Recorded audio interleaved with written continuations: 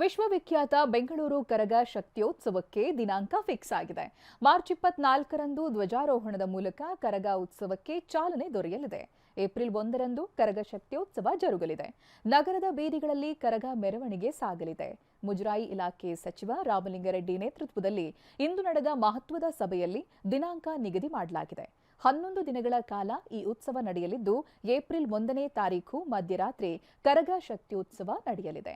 16ನೇ ಬಾರಿಗೆ ಜ್ಞಾನೇಂದ್ರ ಸ್ವಾಮಿ ಬೆಂಗಳೂರು ಕರಗವನ್ನ ಹೊರಲಿದ್ದಾರೆ.